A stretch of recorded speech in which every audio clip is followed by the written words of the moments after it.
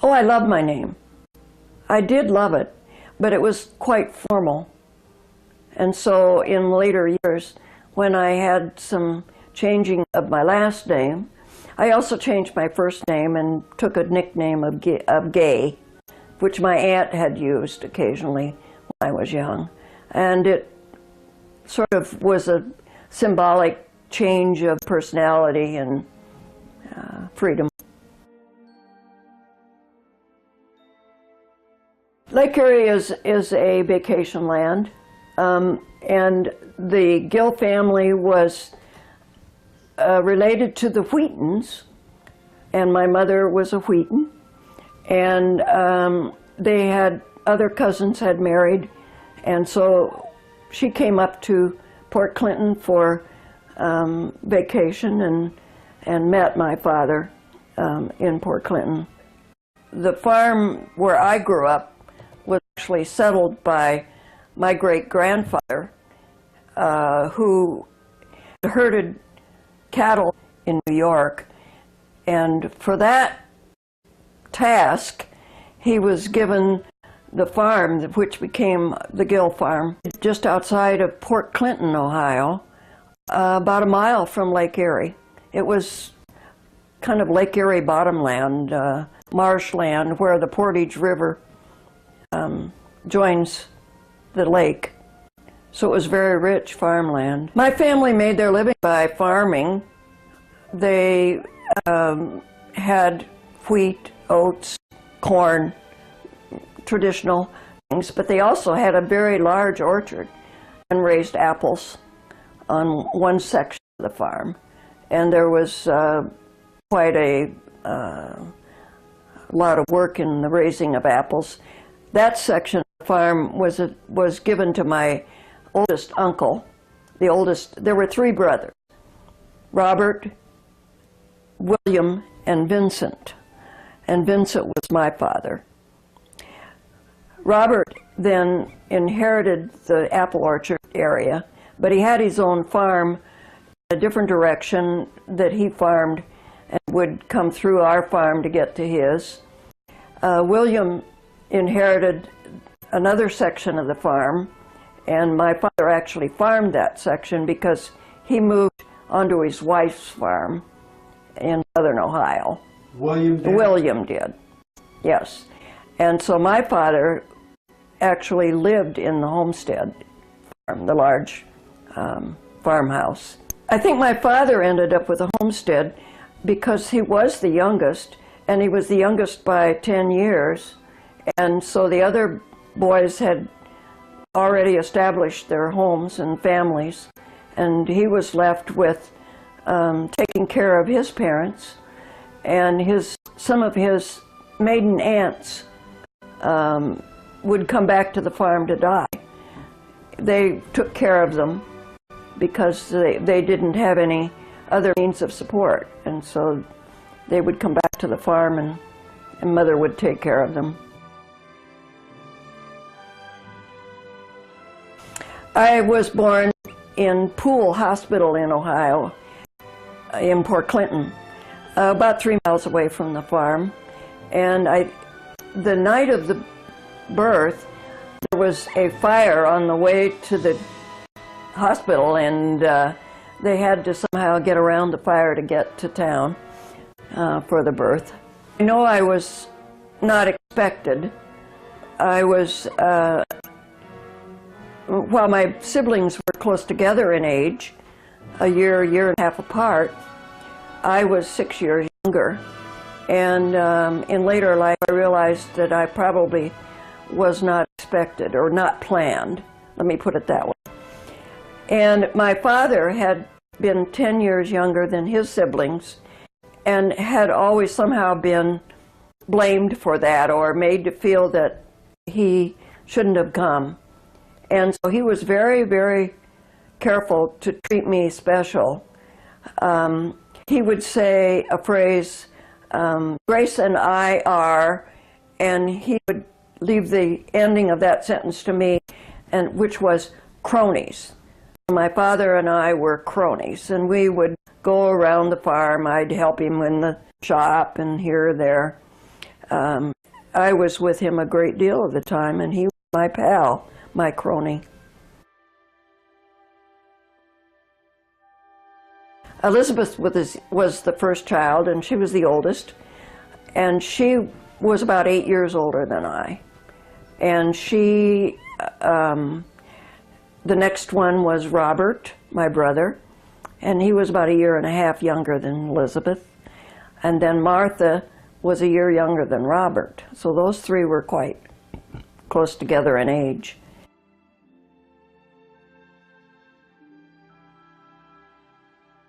I think my earliest memory on the farm is just the freedom of it, the marvelous experience of going to the barn, the warmth of the family, the closeness that we all felt. One of the earliest memories is a memory of going to Lake Erie, which was a mile away, on Saturday nights to take our baths. We didn't have any hot water in the house in the summertime because the hot water was furnished by the furnace and it was off. So we would get our bathing suits on and our towels, and we would climb in the Model A car and head for the lake. And we had a pint of whipping cream in the car, which we would leave with the family that owned the cottage on the lake where we would go swimming.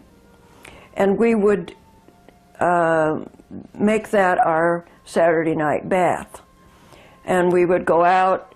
Lake Erie is known for its sandbars, so we would have to cross a number of sandbars to get to an area that was deep enough that you could get down in the water. Mother had a cake of ivory soap, and we would take our Saturday night baths in Lake Erie and have a great time playing around in the lake and swimming. And of course, I always had to stay kind of on the sandbar because I was the smallest. While they could swim and play in between the sandbars, I was too short to be in there, and so I played around there. But that was a Saturday night routine during the summertime. We had a dairy farm. During the Depression, we weren't making enough money just on grain, and since the farm had been divided into 3 sections, we had a very small parcel of land. And so my father borrowed money from the bank and developed a dairy. It was called Woodland Jersey Dairy, and he had Jersey cattle. He had about 15 head of Jersey cattle, and he put in electric milkers. He had a whole section of the barn that he'd built for feeding the cattle and milking the cows. And so we then delivered milk in Port Clinton. It was never pasteurized. This was natural milk.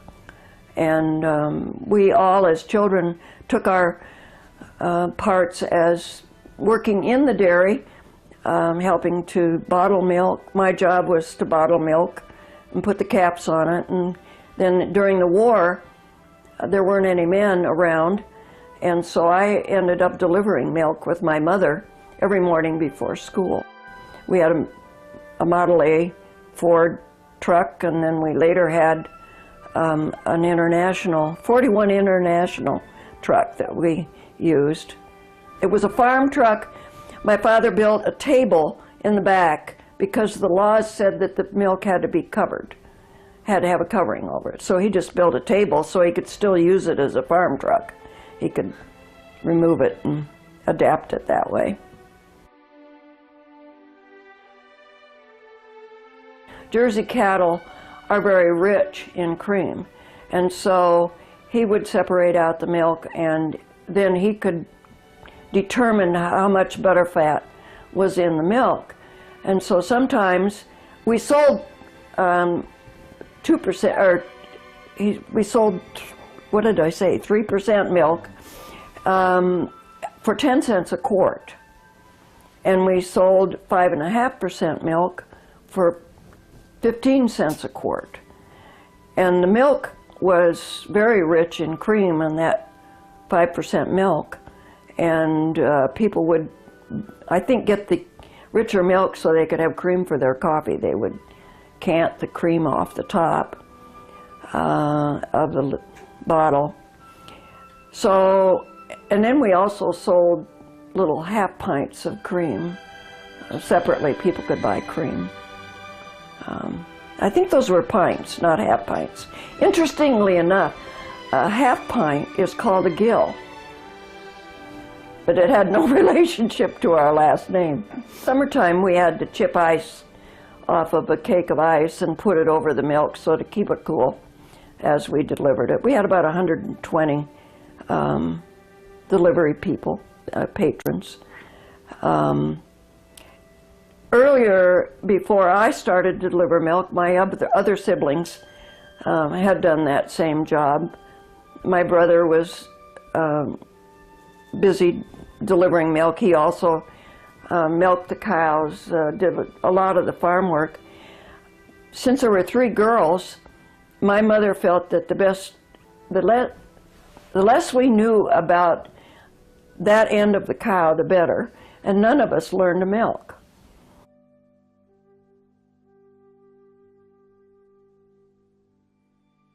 The milk bottles came in crates, wooden crates, and we'd take them apart.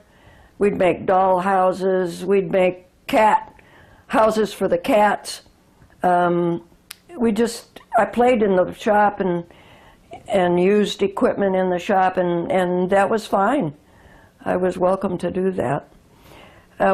One time I had a doll house behind the big farmhouse. It had been an old chicken coop, and it had a slant roof and a regular door on the front of it, but it slanted off to not very high in the back. But the roof leaked, and I would leave some of my doll stuff in the dollhouse, and it would get wet. And so there was roofing material in one of the sheds up in the loft. There had been a tornado, and the top part of the barn had blown away. And so I'd watched them put the roofing on the barn. It was Diamond Point roofing. And so I decided that the dollhouse needed to be re-roofed. But I wasn't sure that I was permitted to use the roofing material, and so I just took it. I went up, climbed up into the loft, and got small rolls of Diamond Point roofing and carried it over to the dollhouse, got out the hammer and the nails, and roofed the dollhouse. I lapped roofing material over the front so it wouldn't leak in over the door, and then proceeded to go down from the top down to the bottom, and lapping the, no, I must have gone from the bottom up to the top, because you don't do a roof that way. I did it right anyway. Started down and roofed the way up. And I thought I was completely secret. And my father, I don't know whether I told my parents or whether it came up in conversation anyway. And I was worried that he was going to be very angry at me for taking his roofing materials. I guess I didn't care. I was going to roof it anyway. And when I told him about it, he said, "Well, isn't that wonderful, Grace? You're preserving the buildings on the farm." And I felt so grateful that he hadn't given me any hard time about it. At age 6, I was sitting at a sewing machine, making their doll clothes on the sewing machine, making puffed sleeves in their dresses, putting zippers up the fronts of their house coats. They had quite a wardrobe.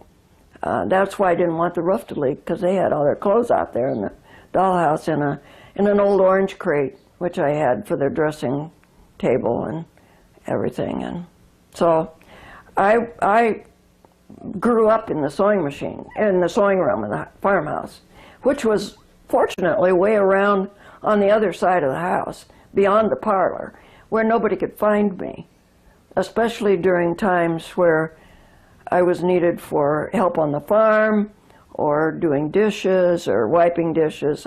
I was, any way that I could escape any of that sort of thing, I would be very happy. At home, I was expected to pick up my own things. I later became expected to drive the horses on the hay wagons. When we were loading hay in the field, using slats across to be able to store the hay in the barn later on when the hay was driven to the barn. But my job was to drive the horses in the field and stand on the ladder to do so, and the hay would pile up around me, behind me, and get beyond my head as it would be loaded, and it would chaff go down my neck and my feet would hurt, and I didn't like that job. It was dirty and hard work. And my brother Robert would relieve me after the load got tall enough to take back to the barn, and he would drive the horses back to the barn. And the best part of the whole thing was that I could lay out on the top of the load of hay, which was very soft and bouncy, and ride back to the farm on that load of hay. So it had its benefits. Sometimes I had to drive the horses to help unload the hay. They had a track in the barn with a trip rope, and so they could they'd take the slats that had been laid out on the layers of hay, and they would come together and incorporate that particular layer of hay, and then they would pull it up to the top of the barn, and then they'd trip a rope and it would go sideways over into the mow, and then they could dump it. So they had a system of ropes and wooden bars that would carry the hay, and then we'd have maybe 3 or 4 different layers of hay that would be taken up one at a time up to the top of the barn. That trip rope was permanent up there, and it was about a 3/4 inch rope, and it was a marvelous rope to swing on. And so we would carry it up on our shoulders up the ladder into the mow, and then you'd swing out over from mow to mow. There were 2 mows in the barn, so you could swing from one mow to the other, back and forth. And after you got tired of doing that, there was usually a load of hay in the barn itself on the floor, and then you would just let go of the rope and fall into the hay and scare everybody else because you knew it was soft, but you'd fall quite a ways. And whenever we had friends come out, we would go out and play in the barn and swing on the trip rope and have a great time. My parents were very strict about going out into the pasture behind the house. There was a sinkhole back there, an old place where a sewer line had been, and there were boards across it. And why that was never covered up, I don't know. It may have been active from the sewer lines in the house. We had plumbing. We had electricity and plumbing in the farmhouse. And Mother was always worried that one of us would fall in that sinkhole. And so they really were worried about us going out there. And I ran away one time up to the neighbor's house. We had a hired help that lived probably about a half a mile away, still on the property. And they had children, and they were more my age.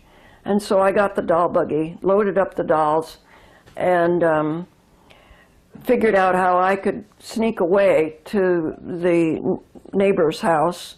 Their name was Colston. and play with their girls.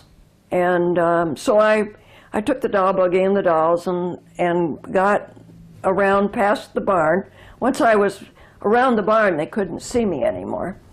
And I went over there and was playing with the dolls. And my mother missed me and couldn't find me anywhere. They searched, and she immediately went out to the sinkhole, and she was so afraid that I'd fallen down that sinkhole. And I think I finally came home.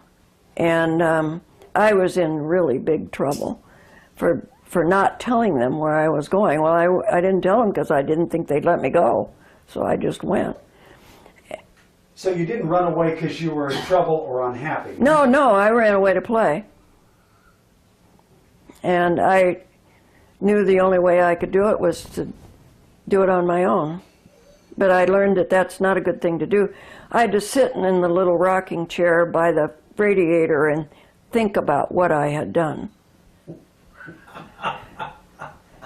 I had a good time. I used to play in that sinkhole. Oftentimes at... That explains a lot.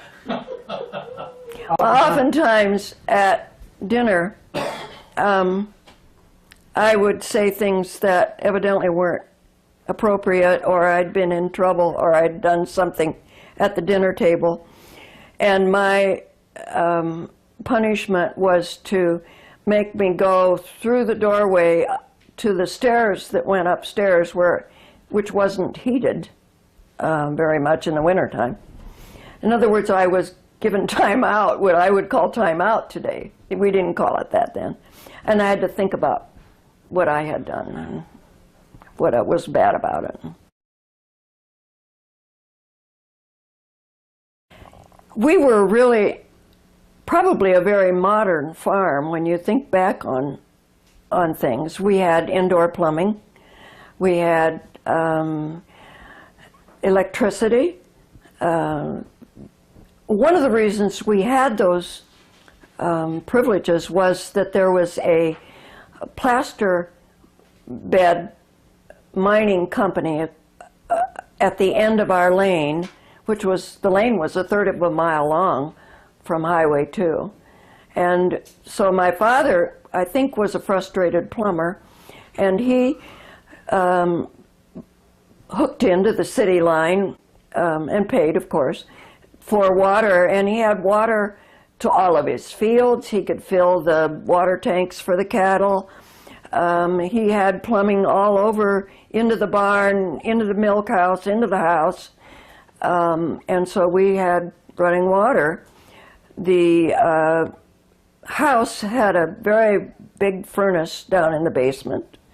And most of the time we burned coal, except during the Depression when it was at the highest. He actually went out into the woods and cut down wood one or two winters and brought big, huge logs into the house to burn for our heat in the wintertime. And he didn't want me to go down in the cellar at that time because there were a lot of rats among the big trunks of trees. The coal didn't attract them so much, but the wood did. So I stayed clear of that cellar, which wasn't a very pleasant place anyway. It was dirt floor. Part of the cellar was paved under the old house, but the newer house was just a dirt floor. But our hot water system was hooked to the furnace so that the water got heated by the furnace in the wintertime, but during the summertime we didn't have any hot water. And so since we had a milk house and had to heat water for the steam heat to sterilize the milk bottles every day for the milk bed, we always had hot water out there. And so he would take a 10-gallon milk can and he would fill it full of water, and then he'd stick the steam hose into the milk can and heat up the water with steam hose. And he'd make a 10-gallon full of hot water, and then he would carry that. And I swear, I don't know how he carried 10 gallons of water with a big metal can, but he did. Carry it into the house and stick it in the washroom of the house which was close next door to the kitchen. And so we would have hot water through the day. And we bathed on Wednesdays and Saturdays so that we would be clean on Sunday mornings. And he would have hot water in there. We would then get a bucket of warm water and carry it up and put it in the bathtub upstairs. The bathtub was in the bathroom upstairs. We had a half bath in the first floor, but the main bathroom was upstairs. And that's how we took our baths in the wintertime.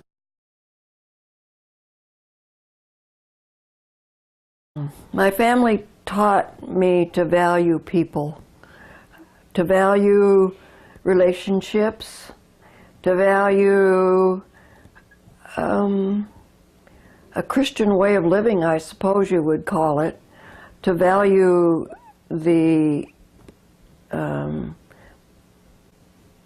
people around me, the family.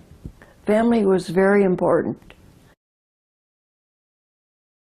I had fun all the time. There you go.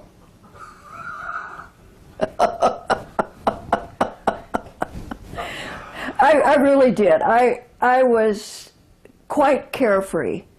I just enjoyed my life from the very beginning. I had a great time, and they were very gentle with me and allowed me to be myself. I think that's probably the thing I learned the most in my family, was that you need to be able to be who you are, and it may not fit into where other people want you to be, but that's the best gift you can give anybody, is the gift of their own existence and their own personality. What I remember most about my dad was that he had a marvelous singing voice. He was known as vocalizing Vincent. He sang in college at Baldwin Wallace College, where he graduated. He had a tenor voice, and always sang all the solo parts in the church choir. The whole family sang in the choir. So I sang in the church choir, my mother did. My brother had a baritone voice, and he sang. The thing I remember most about that was that he would come in off the farm and be in the choir loft up in the front of the church and immediately fall asleep after the anthem because it was warm in there and comfortable, and he'd be sitting up in the top row of the men's section snoring away during the sermon. My mother would be horrified, but he couldn't help it. He'd have a problem staying awake. His head would nod. That was an important thing. But he had a beautiful tenor voice. My father was a raconteur. We would always have the preacher's family out for dinner on a Sunday after services, and Mother would serve fried chicken or some other form of chicken, and she would have all the good dishes out. We had sterling silver, we had Haviland china that had come down through the family, so we set a lovely table on linen and everything. And my father, we were slow eaters. It just took forever to have a meal. And Father would always have to have another roll because the butter didn't come out even with the roll, so he'd have another roll to use up the butter, and then on and on. But we would all encourage him to start telling his stories. And he had a whole raft of memorized stories that he would tell. And he had learned these as a child because Sundays were sacred and he couldn't do any games or anything. So he would read jokes and memorize them. He would memorize all kinds of things. And then he would tell these tales. And so he had a whole list of tales. And I have forgotten some of them. My brother knew some of them, and so we have a published list of these tales. One of them started out So she went in the garden to pick a cabbage leaf to make an apple pie. And I can't tell you the rest of it because I don't remember it. And it was a nonsense poem that was actually somebody made up to try to trap a memory person. And it was just full of non sequiturs.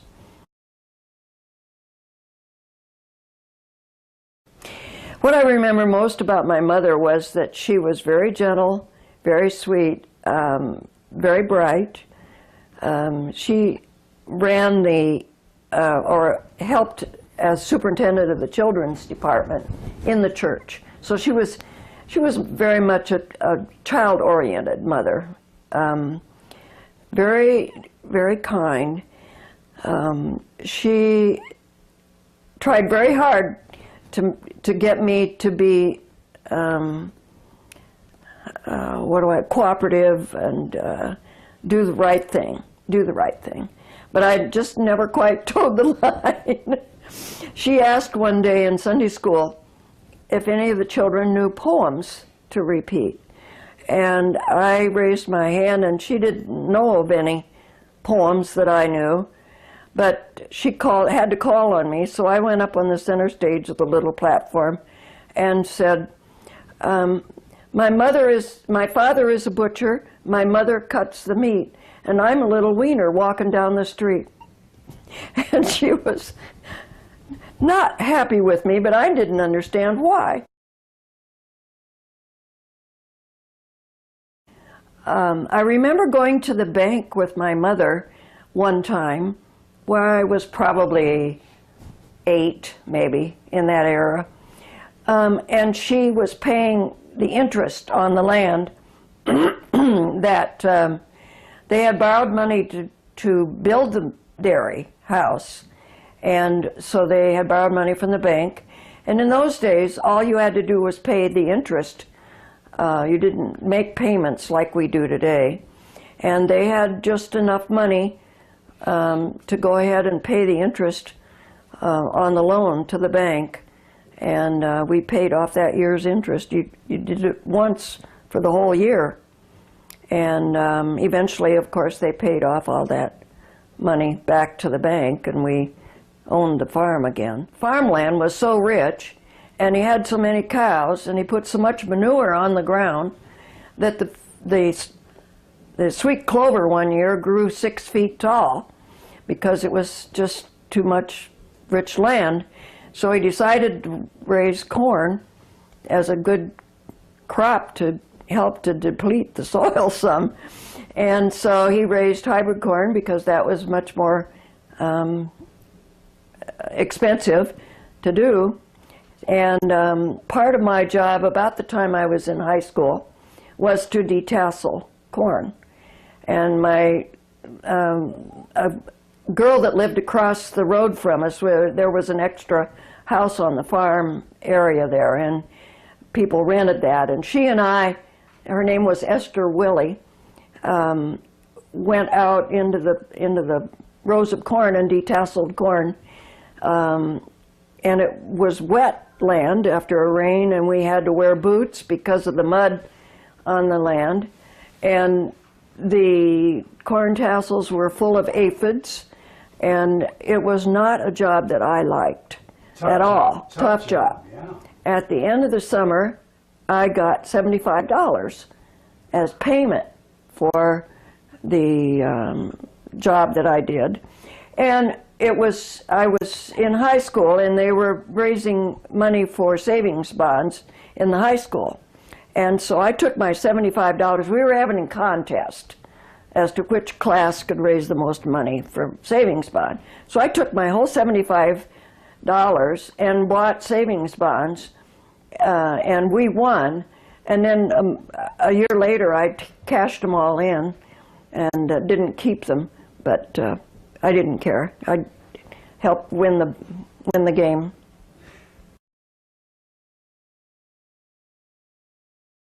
Martha's daughter, Barbara, had a child in Denmark. Martha and her husband, Don, had gone to Denmark to visit friends and were there for a year and toured around the country, seeing things. We thought it was wonderful to be able to go to Denmark for a year and didn't think much about it. And I learned much later that Barbara, the daughter, had actually had a child out of wedlock while she was over in Denmark, and that they adopted the child out, and that child stayed in Denmark, grew up in Denmark, and we have made contact with her. She came back for one of the family reunions. I met her when we were in Denmark. Well, one of the customers to the milk route was the Druckenmiller family. They took 4 quarts of 3% milk every day, and twice on Saturday. So I went there a lot, and Mother could always tell. Well, he and I were in MYF, the fellowship at the church, together, and I was interested in him, but he wasn't really that interesting to me. But he and I would date. I think I had my first date with him when I was in the 8th grade. We went to a bingo party at Port Clinton School. What was your first impression of him? What did you think when you first met him? He was tall and not very good looking. He was in dance. He was in a band at the school, so he had some interesting activities. What was so attractive about this character? Well, he paid attention to me where others didn't, so he was, at least in my view. I never had very many dates. I was not a person who dated a lot of people, and he was interesting. And I went off to college, and during the summer when I was back home, he called me for a date one day, and we went out, and then that's when we got involved that way. And he was still at Northwestern getting trained to be a radio man, and I was a telephone operator, actually, in Port Clinton. Summertime, they needed more telephone operators. So I was working for the telephone company during the summertime. Oh dear, you're going to ask that question. Well, on one of his leaves, we would be together, and he didn't drive yet. And so we would go into one of the bedroom areas in the Druckenmiller home and sit on the bed and visit and do a little kissing here and there. And so he actually proposed to me in the bedroom on the bed at the Druckenmiller house, but we were fully clothed, I'll tell you. So it was very proper. And then he got sent to California for training. He was supposed to have been sent to China, but they got the names mixed. For some reason, R.F. Druckenmiller, you wouldn't think would get confused, but whoever got his orders ended up in China as a radio man, and he got sent to California as an airplane mechanic, and he was by no means a mechanic. So he didn't have anything to do except play his saxophone, and they put him in the Admiral's band, and he played colors in the morning when the Admiral came on base, and then he was free the rest of the day in San Diego. So he, later on, he went downtown San Diego in the evenings and played in the bars in San Diego with the black bands that were playing there, jazz bands. He was a very good saxophone player, and he had a ball. I had a long white gown that I had made my own satin wedding gown. I had a lace peplum around it, waist, and a short veil. Russ grabbed my hand when I got down to the aisle and hung on for dear life. He was nervous type, and he was glad I'd gotten there.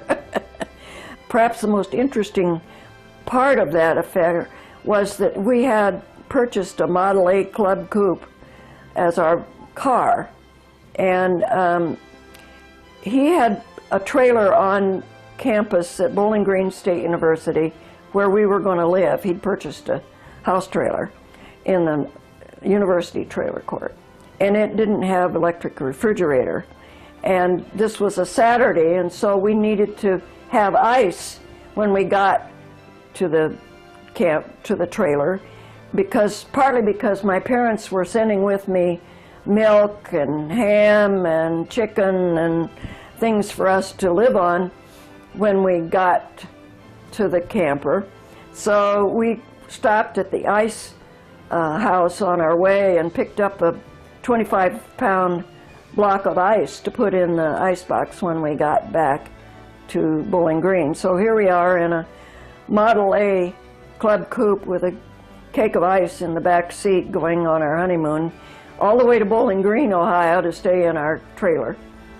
So that was your honeymoon. You went back to where he was going to school. Yes. And so you didn't go... We did not have any money for a trip.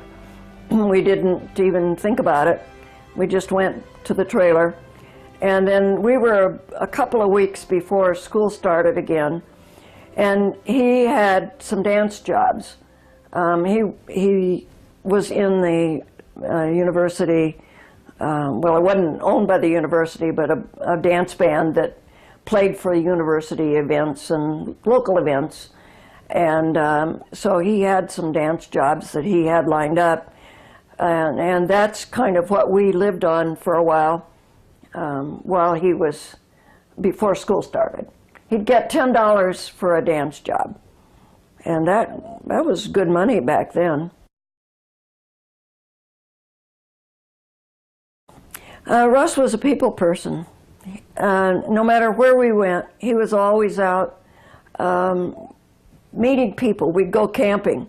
He'd know all the people in the campground and be visiting with them and know them by name. In a way, I didn't have to do that. He would bring people to me. So I was always around people, but they weren't people that I sought out because I didn't have to. He was very much into being with people. He became a minister after he'd been an insurance salesman. That was the first job he had after he got out of college. He majored in theater because he couldn't do anything else. He and I went through the college book to decide what he could major in after we were married, because he didn't like foreign language. He wasn't good at math, and eliminated a lot of majors that he could do.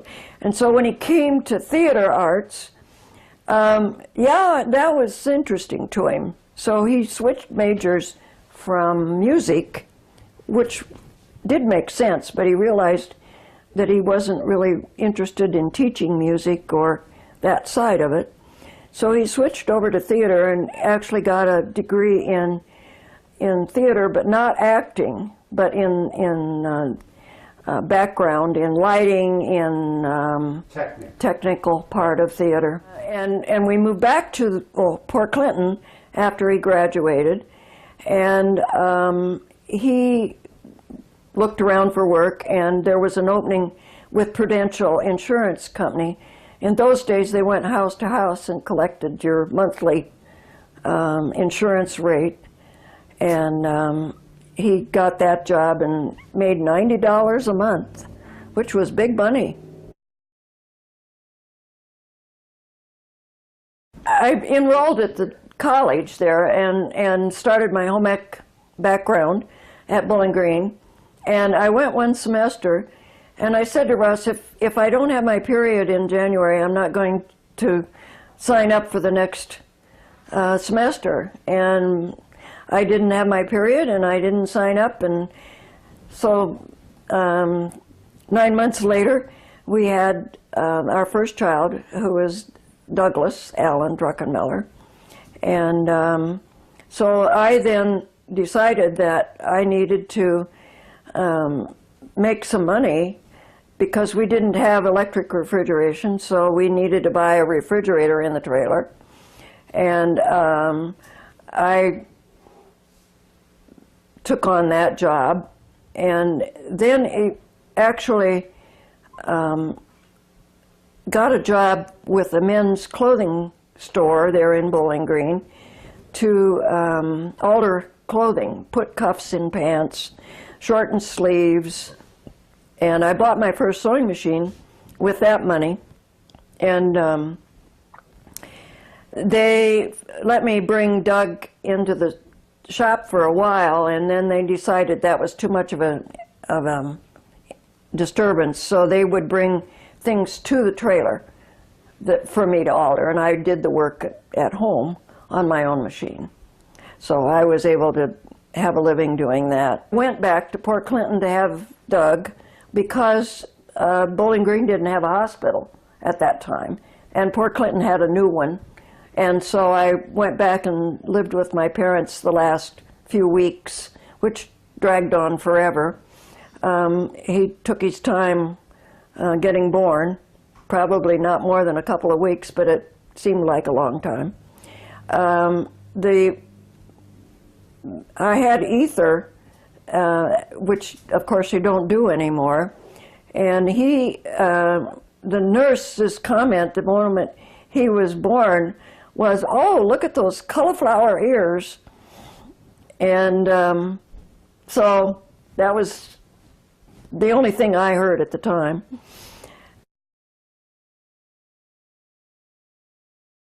Built on a side room onto the trailer because we wanted another bedroom, and so Doug bassinet and everything was in the old bedroom of the trailer and in his crib, and we had a bed over in the addition that we added on the trailer.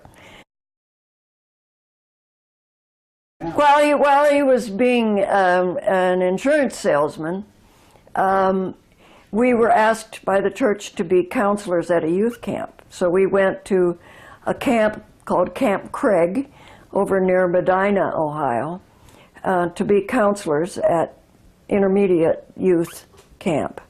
And we discovered that there were other young couples there whose husbands were in Oberlin Seminary. And so they were learning to be ministers and still going to college. And that really attracted him. And so immediately he decided that he wanted to go to Oberlin and become a minister. And so we sold the house in Port Clinton, was out on Catawba Island, and were given a church in Atwater, Ohio, and a parsonage that went along with it, and moved lock, stock, and barrel with the family to Atwater, Ohio. Craig had been born by then. He was my second son, and he was about a year and a half old when we moved to Atwater. Russ was going to Oberlin Seminary, and Doug would go with him sometimes and stay with him. He would go to the seminary on Monday mornings and stay through Thursday for classes, and then he would come home and do all the church work over the weekend, and then go back on Mondays again.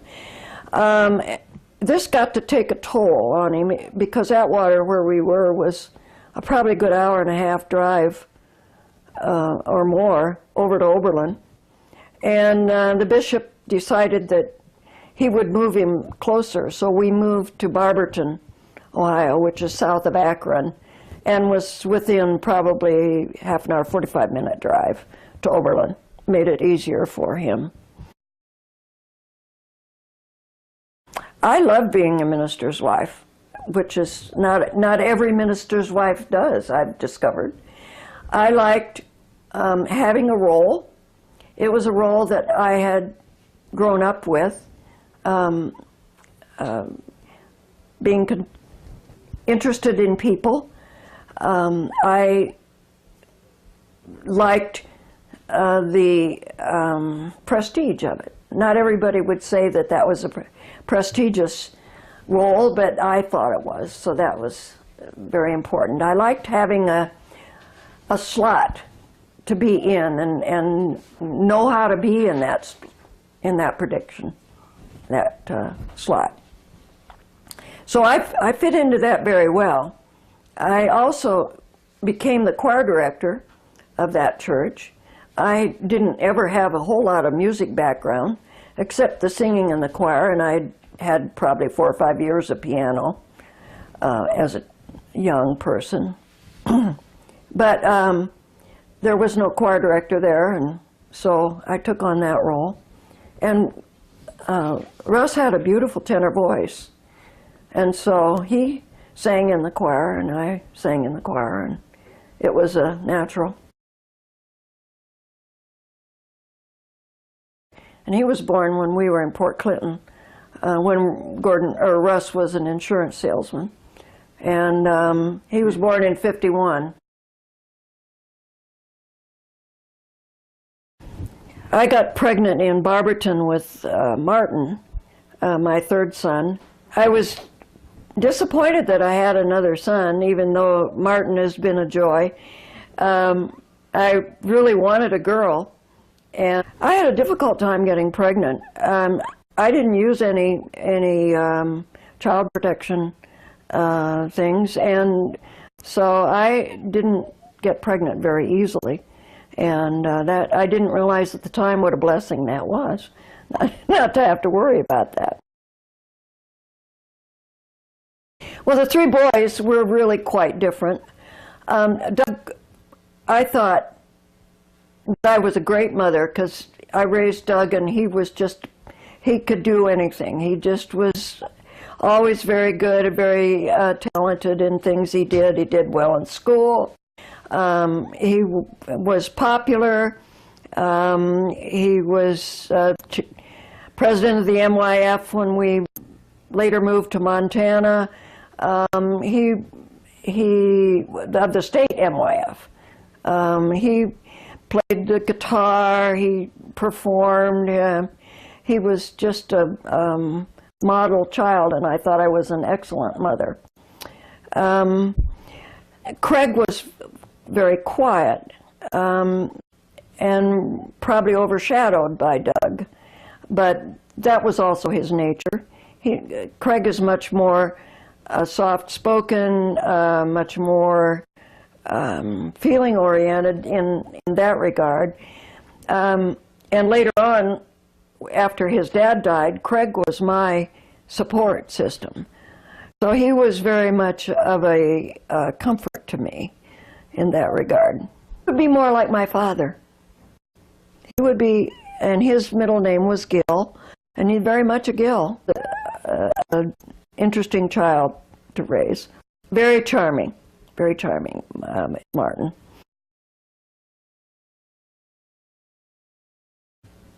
We had a great time together. Russ and I were very compatible.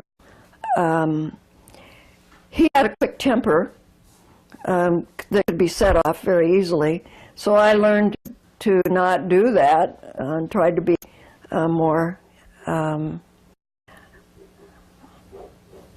ahead, you might say, to avoid that sort of thing. But we basically agreed on most things, got along very well together. He was not at all handy for fixing things and would get very frustrated. And that was really my skill, and I often was the one who mend something or fix something or do that sort of thing. But we both enjoyed traveling and getting out and going places and doing things. Well, Russ was at Oberlin. Some ministers came from Montana, and they had lovely pictures of fish and mountains and things that really caught his fancy. So he decided that after he got out of seminary, he was going to move to Montana. And so in the Methodist Church, you can pretty well do that.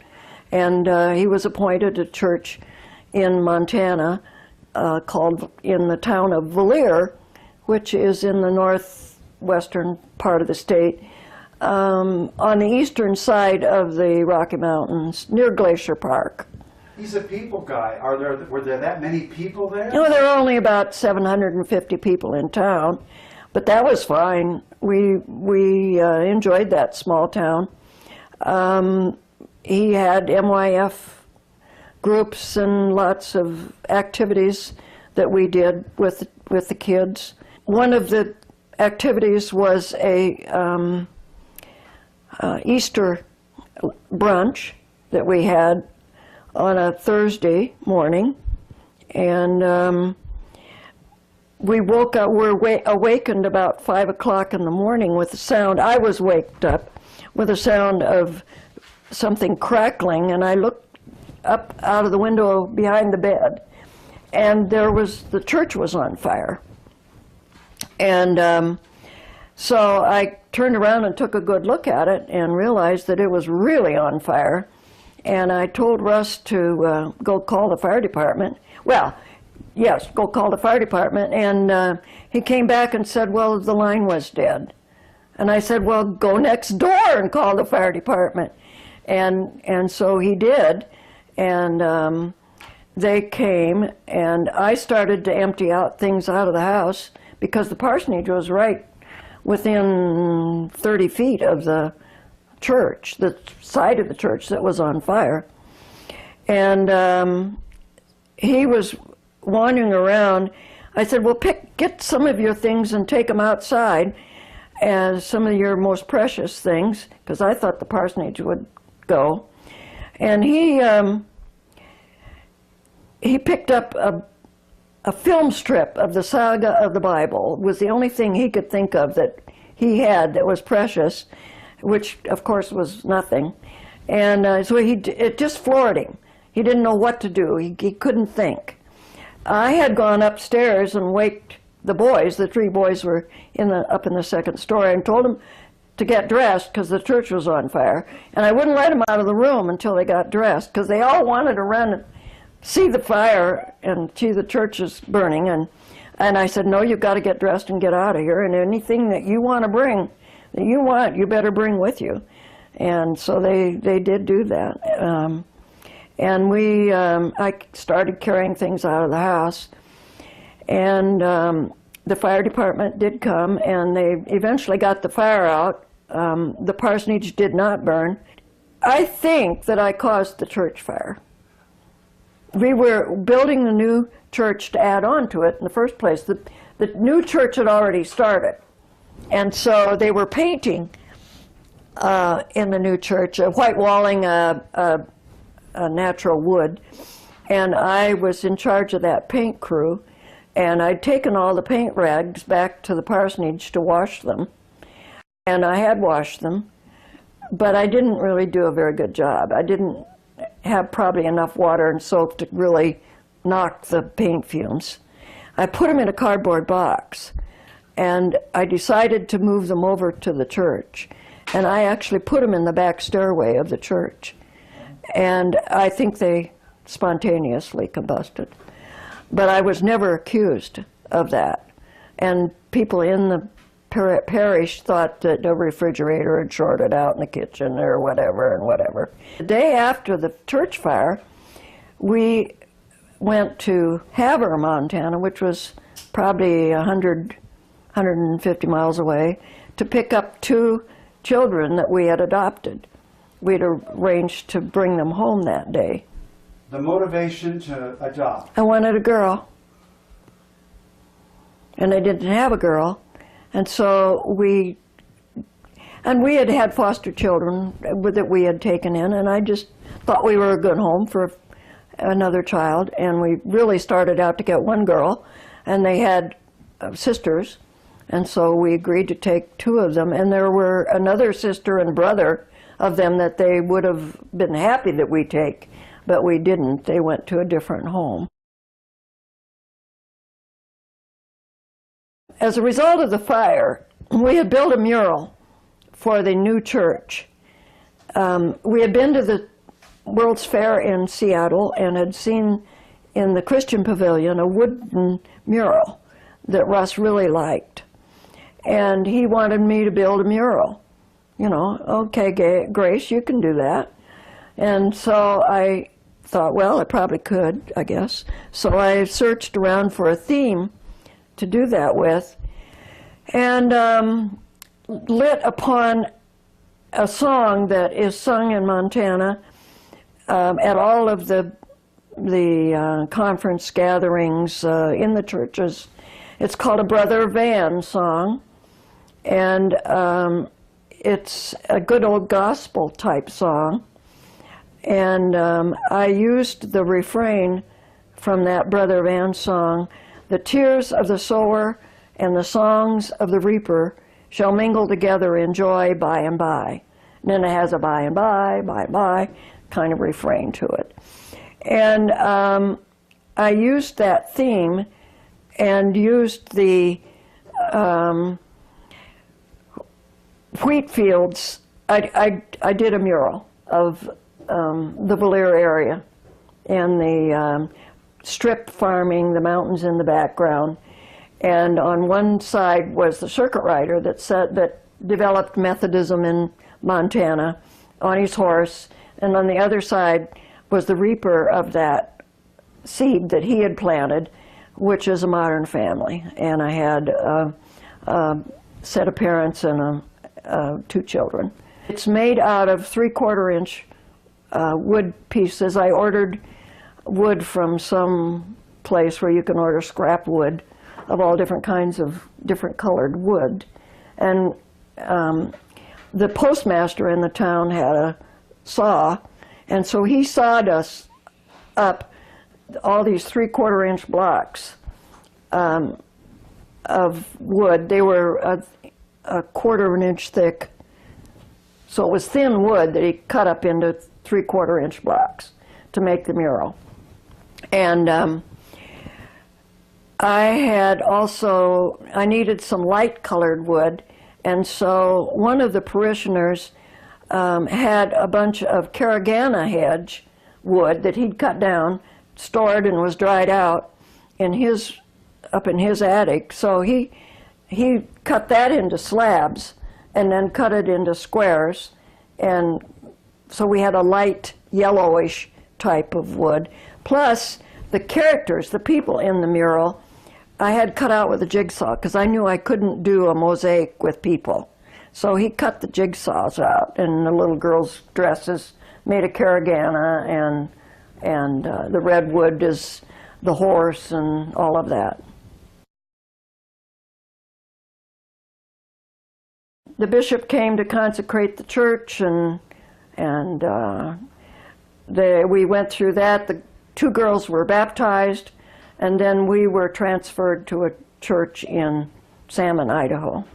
Joy is a carbon copy of her mother. She was active in school, a good student. She was in dance. She loved dance, and she was a ballerina. Went to Omaha to do some entertaining and met a fellow after she'd graduated from high school. I sent her off to University of Nebraska, and she didn't want to go. She stayed in her room, got a cat, and didn't go to classes, and so she never did take any further education. She kind of bounced around, didn't know what she wanted to do, and ended up getting a job in Omaha working for a collection agency who collected for businesses from businesses. And so she learned the collection business, and she ended up forming her own collection agency in her basement, and she now she's online, has a huge agency, and has her own employees in Omaha. We were in Salmon 3 years. Doug was a senior in high school and graduated from Salmon High School. Craig was in junior high.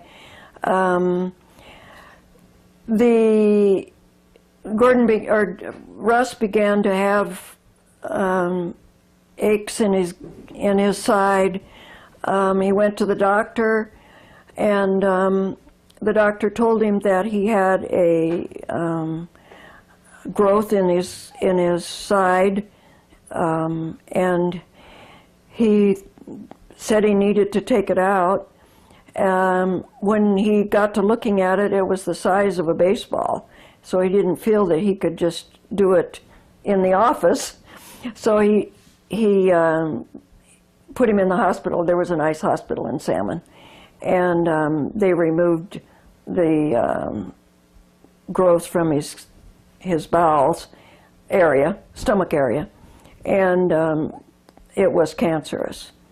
And so then he needed to begin to do treatments beyond Salmon, and so the first thing they did was suggest that he go to Salt Lake City, where they could do more extensive removal of the tissue around that area. And I wanted to go with him, so we farmed the children out with the parishioners. They went to different places, but to their friends' houses. And I left with Russ to go down to Salt Lake City, and they did surgery on him down there, and he had to have a mesh put in his side to reinforce that. We came back, he preached some more. Then I don't remember how they detected that there was more cancer, but it had moved to his back. He went to Great Falls, Montana for some more treatment. I don't think this was surgery, but giving him some other cancer drugs. There weren't very many drugs to use in those days. And so they treated that in Great Falls. His doctor had an airplane, and he actually flew him down to Great Falls. And I drove the Carmen Ghia that we had up to Great Falls to be with him. So we farmed the kids out again, and I went up to Great Falls. And they did whatever they could in Great Falls and then brought him back home. And I drove the Carmen Ghia back by myself, and on the way back forgot to shift into the 4th gear and burned up the motor and ended up in Hamilton, Montana, where I couldn't go any further. So I had to leave the car there, and they came and got me from Salmon and took me home. And we did redo the Carmen Ghia. We got new motor put back in it and got that going. But eventually, because the cancer took him, we had to sell the Carmen Ghia. We had to sell this and that. I decided that we needed to move before he died. The Methodist Church supplies its ministers in June, and that if we could wait until that conference time, then the church would be supplied, and we needed to move back to our family in Ohio, and where we had support. He couldn't preach anymore. Doug was a senior in high school, and so we waited until his graduation to move, and then right after his graduation we packed up and moved. I had Russ take the younger children, Martin and the 2 girls and Joy, and they flew back to Ohio.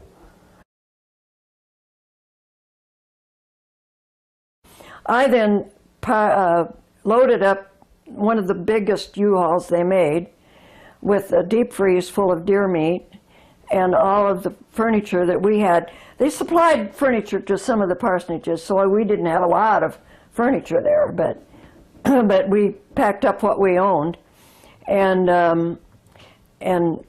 we had a Ford station wagon. And so I took the two older boys, Doug and Craig, with me to help me travel cross country with the Ford station wagon and belongings. Well, we got as far as Davenport, Iowa, and the big trailer started a fishtail on me passing a semi. I was going too fast, and I was almost past him, I guess, when it really started to fishtail. And I decided if I put on the brakes, the electric brakes would take hold and stop the fishtailing. Well, of course, that isn't the way it worked. And it immediately threw me into the median. Fortunately, it had rained about 6 inches the night before. And we went into the V of the median and turned and started back across the interstate. But the trailer stopped us, mired in the mud, and we were sort of jackknifed in the middle of the interstate. And the front bumper of the car was even with the highway. And across the highway was a ravine. And so that was my problem on the way home. I had an appointment with a doctor because he wanted to give his body to science, and so his brother and I went down to talk to the doctor about how we might arrange that. And while I was gone, he choked to death. It had gone into his lungs, and his father was with him, and that was very hard on his father. But I was not there at the time of his death. And he had always had strong ideas about funerals. He hated people spending lots of money on funerals that they couldn't afford. And he would always, at the supper table, talk about, if you ever buried me in anything but a cardboard box, I'll rise up and haunt you. He did not want ever to have a big fancy funeral. So what do? Your husband dies, and he's already said he doesn't want a fancy funeral. And so I knew that I was going to follow his wishes. And I went up against the Druckenmillers on this and confused my own parents because that's what we did. He was cremated, and the cremation was done in Toledo, so I didn't use an undertaker. They just had the body taken to Toledo, and so they just mailed me his ashes in the mail. So I'm living now in this little town of Gypsum, Ohio, which has a post office, and I get a notice I have a package at the post office, and I go down and pick it up, and it's his ashes come from the crematorium. And I thought, well, that's just really appropriate. He wanted to be buried in nothing but a cardboard box, and this is in a cardboard box. So I kept that. I kept his ashes. I just put them in the back seat of the car, and we had already gone camping after his funeral was over. We had the funeral in the Methodist Church in Port Clinton, and had a nice service and a sharing type service. And I took the kids camping almost immediately after that, just to bring the family back, the children back together, and do something that we had done a lot of and were familiar with. And there were some nice parks in southern Ohio, and we spent about a week down there. And I did some thinking about what I wanted to do now to take care of the family. And one thing I needed to do was to finish up my degree in home economics. I wanted to continue my degree in home economics and be a teacher. I thought that was a good way to go. And so he had a life insurance policy for $3,000 that I got. So I took the $3,000. I drove over to Bowling Green, Ohio, where the university was, which was about 45 minutes from home, and bought a house. was a place where I could take the family, and I moved them over there almost immediately. I wanted to get out of town. I did not want to live in the same town with the Druckenmillers and the Gills. It was much too independent, and had been gone and knew that independence and didn't want to have to be on tap all the time. So I went back to school. The first night that I was in the house, I mentally remodeled the kitchen and took what stove and refrigerator and appliances that my brother and sister had collected for me and moved them over into the recreation room, which had been the former garage in that building, and made an apartment out of it. And rented that apartment eventually for most of the rent I paid for the house. So I actually lived there pretty much rent-free. I redid my own kitchen, completely remodeled it, bought down cabinets from Sears and Roebuck, and put them up. Craig comes into the picture because he helped me to put it up 2x4s to fit spaces, drywall the walls, move paneling around. We did major construction in there. I took out a window that was up high, couldn't even see out of, and then went to the lumber yard and bought a window the right size and put it in, and it was over the sink. Put in a new sink, put in new countertops that I'd ordered with Formica on them. Back door had to be closed in because it was in the corner and there was already a stairway down and a door out at a half light. So I didn't need that back door, so it made a really nice kitchen out of something that had been sort of put together. And I did that. It took us probably a couple months to do that. And Craig attributes his ability to become a builder, and he built his own house and has really become very adept at that. And he says that was his starting in that. I graduated from Bowling Green in the spring and was qualified to be a teacher in home economics. But I had had a call from one of the ministers in Butte, Montana, the prior year, asking if I would, when I graduated, come back out to Montana and to Butte and be an RE director in the Butte parish, which was composed of 3 churches, Methodist churches in Butte. And I had agreed to do that. I moved to Butte. Doug was married. My oldest son was married while I was in Butte. We were back in Montana. I'm glad to be there.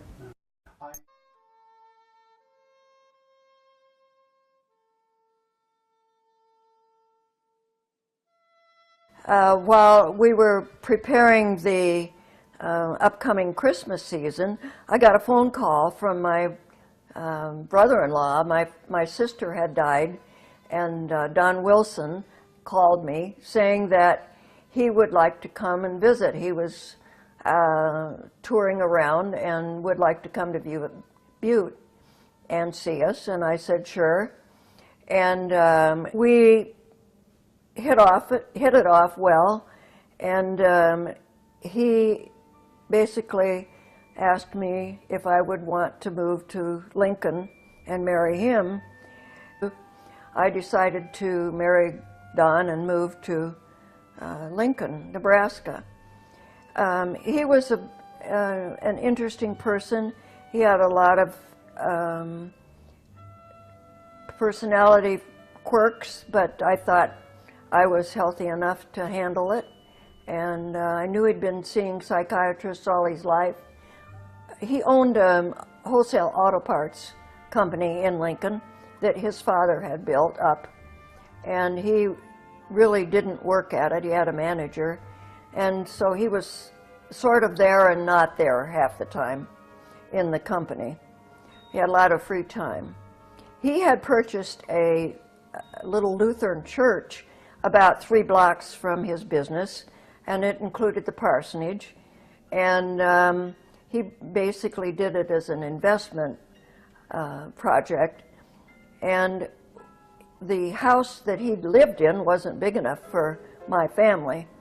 He suggested moving into the parsonage, but I'd had enough of church parsonages, and I wasn't about to move into another one. And this one wasn't that appealing anyway, but I thought the church had a lot of potential. So I suggested, and he was very interested in doing something with the church. He didn't really know what, but he'd already removed all the pews, and so we looked at the church, and it had room in the basement for 4 classrooms, which made wonderful places for the children's bedrooms, and a center area for their television and so forth. And then the upper floor was the living room, dining room, office area, and the balcony was a perfect spot for a bedroom. We decided to do this in the mission. We had been married approximately 2 years when he started to have some problems. I don't know the basis of them. He went into Richard Young Hospital for some recovery, and then he just suddenly left and came back home. And he was very restless at home, didn't seem to know where he wanted to be and what he wanted to do. One Sunday in spring, there was Gordon Gallup, and his daughter Stephanie had come to visit. Gordon had come on other occasions to just stop in on a Sunday and visit. And so I invited him into the mission, and he went up to visit with Don. He stayed for quite a while, and so I finally asked him if he wanted to stay for dinner, and he agreed. Gordon came over and helped me to make a salad and prep the dinner. And Gordon had a considerable amount of chartreuse, more than he probably should have had, I don't know. Anyway, he started talking about wanting to find somebody new to be with, and he'd had some dates, and all the ladies that he had been with were either complaining about their former husbands or into looking at the stars or some other strange phenomenon, and that there wasn't anybody normal out there.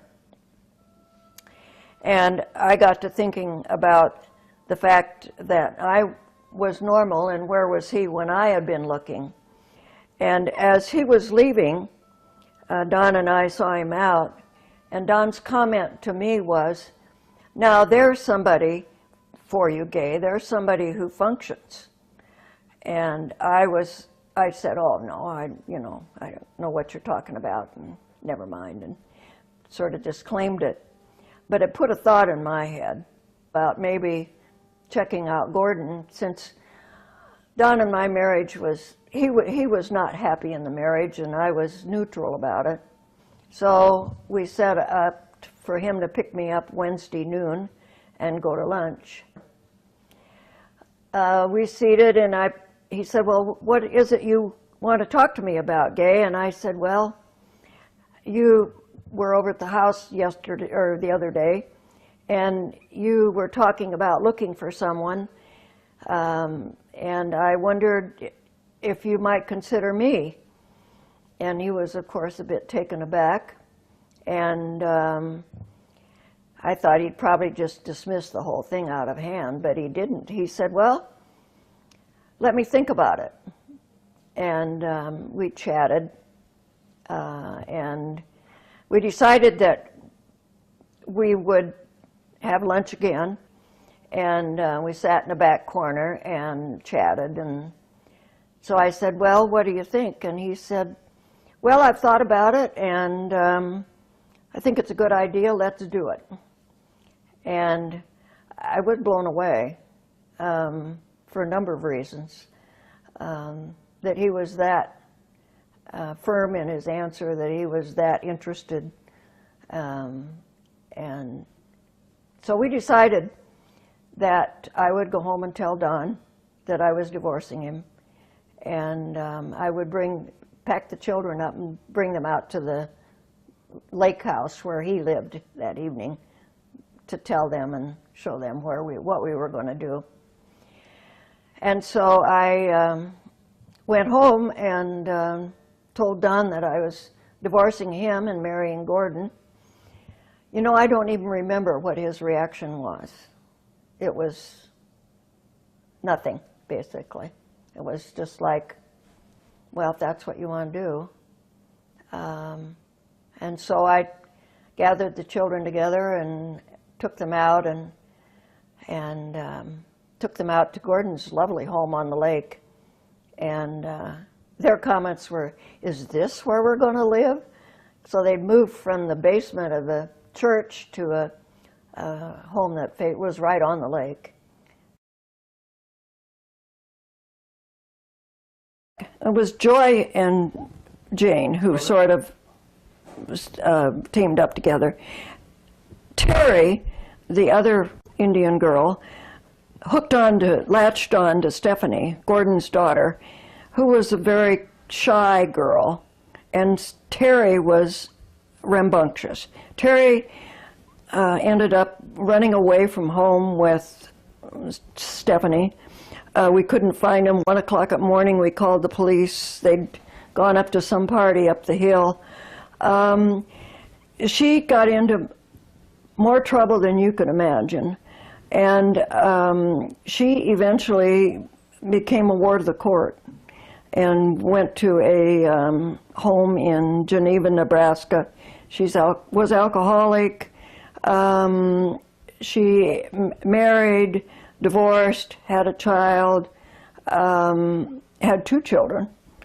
Eventually moved away from Lincoln and lives in Seattle, Washington, where her natural mother is. She wanted to go back to that family, and she's very happy there.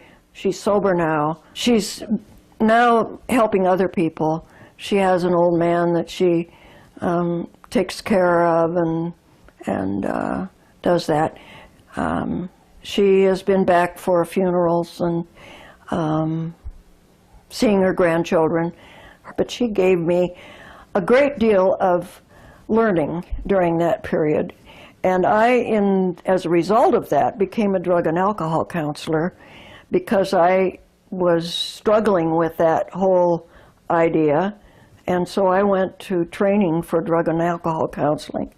Got a job at the hospital in Lincoln and wrote their family program and led the family program for 10 years there in the hospital in Lincoln at the Independence Center. Jane is really the mother for that whole, what I call my tribe, the Indian connection. And she is always taking people in, taking care of people. And I decided that she needed a place to live. She was just moving from apartment to apartment. And so I took her, what would be her inheritance, and helped her buy a house that is in her name, and that will be her inheritance. And she now lives there with her daughter and her daughter's 3 sons.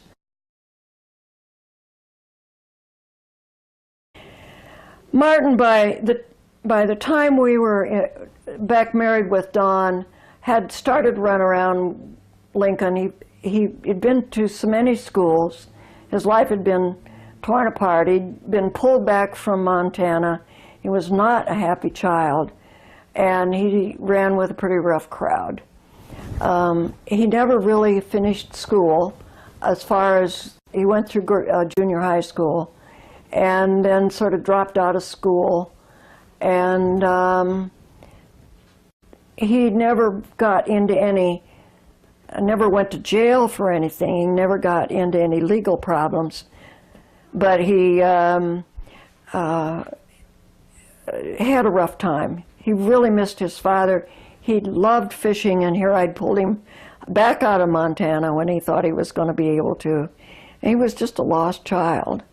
He started doing some drinking and drugging. I don't know what all he did, but he had some problems along that line. While we were out at the lake, he loved to fish, so he was happy being on the lake. Only the only trouble was he would go over into the neighbor's boathouse and fish out of there. And they didn't like that, and they finally sent Gordon a letter. We were on leased land out there at the lake, and the people who owned the land said, you either remove the child from there or you move the house off the land. Well, of course, we couldn't do that, so the thing we had to do was remove Martin from that situation. And so we sent him back to Montana to live with a family in Valier that we knew, and he spent his senior year, or the last year that he was in school, back in Valier, where he went to school. And that solved the problem of the house, and he basically didn't have that problem anymore and moved back to Lincoln, and eventually got a GED. He lived with a pretty rough crowd, did his own thing. He became a roofer and worked on roofs. Because of his interest in fishing, Martin really wanted to get back to Montana. Craig had married, moved to Montana, had purchased a home to have a daycare center in, and he and his wife ran the daycare center in a house in Bozeman, Montana. And when they moved to a bigger place, I was needing to invest some money for the future, and so Gordon and I purchased that house, and it became an apartment house. And Martin actually moved into the third floor apartment of that house. He loved to fish, and so he taught himself to fly fish. He taught himself to tie flies. He got a job up in Alaska and would go up summers to Alaska, and he was a fishing guide in Alaska, and caught the king salmon. He had a dog. His wife had a dog, big dog, and he would take his dog along and on the fishing boats. And this life really provided him with a very pleasing occupation. He also had to entertain his fellow fishermen, so he became a raconteur, told stories, was really an entertainer as well as a teacher of fly fishing, and I think came into his own during that time. Eventually the job in Alaska closed. King salmon, they closed the king salmon fishing, and but Bozeman is the heart of trout fishing, and he is a guide on the Missouri and on the Madison. He fishes. He says a day without fishing isn't a day without it. It just isn't worth living. So he is an avid fisherman, and uses the hair off of his dog to tie lures, and is happy. I had always been a sewer, and so I started to do creative artwork. I counted cross stitch, only I didn't do pattern things of people, but I took photographs that we had taken and made cross-stitch pictures of those. And I made a series of photographs out over the lake at Capitol Beach. I did summer, spring, winter, and fall with activities around the lake. And those pictures I have given to the children to remember that by. Then I started doing quilts, and I have made a number of quilts and gotten blue ribbons for some of those quilts. And some of them very creative quilts. Used the computer a lot to take the pattern, cut it apart, make freezer wrap patterns and glue them on the back side and sew them back together again, and just lots of different creative things that I have been able to do. The Druckenmillers all died of cancer, except for Marble. Russell's mother lived to be over 100. His father died of cancer. His father had had a laryngectomy and spoke by belching, learned to do that and was marvelous at it. His brother died from cancer that you get with the sun. My father had a stroke and my mother had angina at an old age. Mother was 91 when she died. My father was 87 or so. As a unique person, somebody with a lot of fun, very talented in sewing and designing, putting things together in a creative way, very creative person.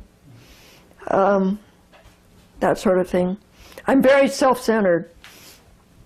I'm not very good at helping others in a warm, supportive way. I'm very much my own person, and I think sometimes I mow down other people with that, but that's who I am, and I'm okay with that. I was always proud of my children for becoming their own persons.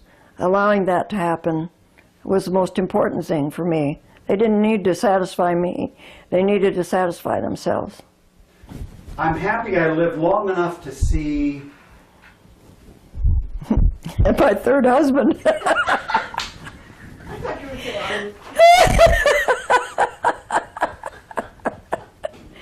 Well, he was so important in my life, and I'm only finally getting to him at the last instance, you know. So why was Gordon so important to your life? What difference did he make? Boy, he was so precious to me because he cherished me. He took me when I needed him, but he was so understanding and so warm, and I meant so much to him. I was necessary in his life, and he was in mine. And he was a great man. He was super intelligent. He was a physicist. He did great work. He published many articles. But he was always there for me, no matter what he was involved in. He could be levels down in mathematics, but if I said something, he was there. He never treated me as less than important. And so that was a wonderful marriage. I believe the secret to a long and happy life is what? Having lots of husbands. I don't know. Oh dear. No. The secret of a long and happy life is to have good parents, have good genes in your body, to like yourself, to give yourself permission to be who you are and accept who you are, and to love life because it's a great thing. The question was, I was always sorry I didn't... I did it all. I'm not done.